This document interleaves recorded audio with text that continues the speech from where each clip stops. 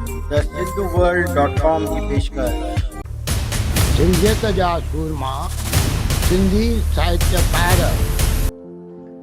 सिंधी कहाणी सृजन में आकारे 17 जुलाई 1942 ते टंडो आदम सिंध में ॼावल ईश्वर लालचंद मूजाणी साहिब खे कहाणियुनि जे मज़मू जीजल लाइ साल 2019 में सिंधी भाषा साहित्य अकादमी अवार्ड सां नवाज़े हिन साहिब जी कहाणी लिखण में महारत खे क़बूलियत ॾिनी वई।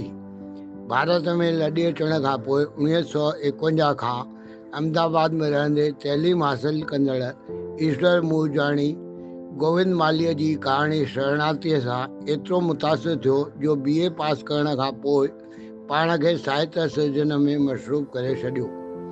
मूजाणी साहिब जे छपियल 12 किताबनि मां 9 कहाणी संग्रह, 2 नावेल ऐं 1 मज़मूननि जो मजमू आहे।